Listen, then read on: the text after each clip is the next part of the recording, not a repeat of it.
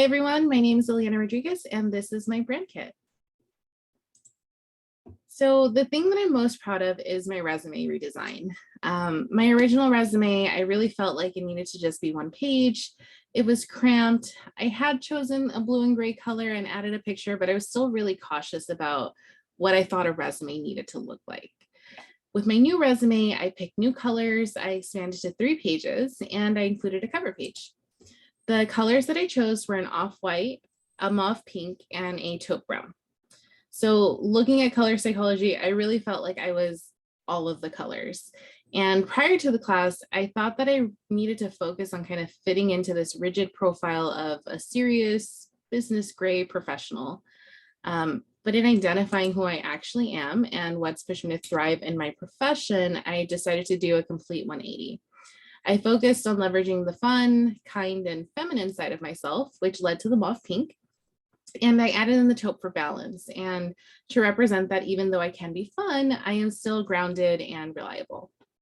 Looking back at my old resume, I thought that I was being wild in adding my picture in the color blue, but I am far more excited with the new version where I've really let my personality fully show. Next, we'll go to my logo.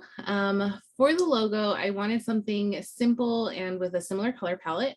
I originally just had my initials overlapped, and after doing the readings on creating a logo, I realized that I needed something more to show who I am and what I do.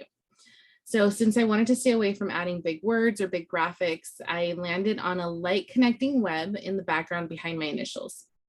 I showed it to my director and asked her for her thoughts. And she said that while the logo without the webbing looked cleaner or like classier, she liked that the network web tied back to like making connections and keeping things organized, which is what I do within my project management role and what I've done with my previous communication role.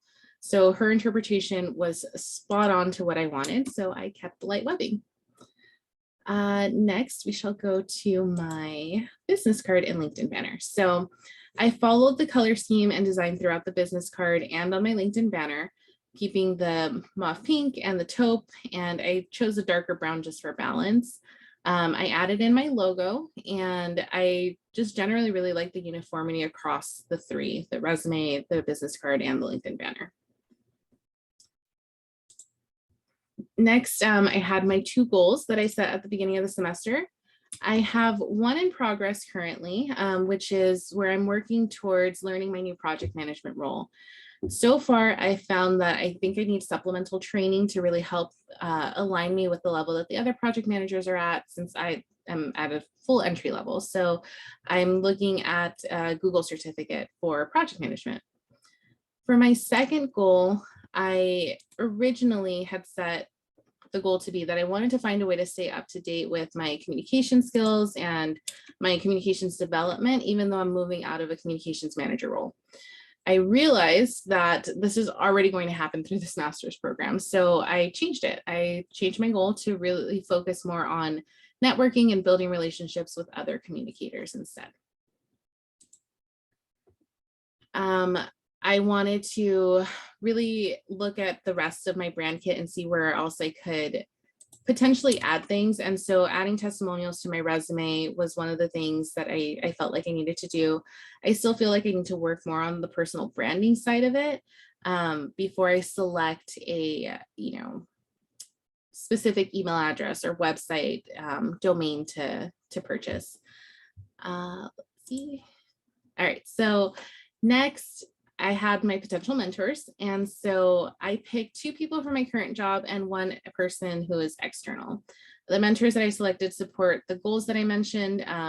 The people within my current position or within my current job are my senior vice president and the director who I showed my logo to. A lot of our roles align, and I think that it would be a mutually beneficial support, right, between the mentor and the mentee.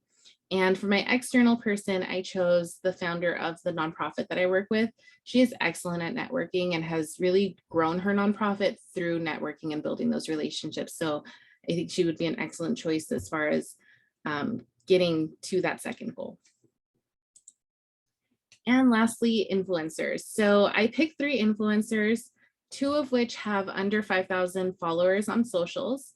The influencers that I picked are specific to internal communications, which is where my focus has been. And I picked them because I feel like they are a little bit more accessible than some of the bigger names that are out there.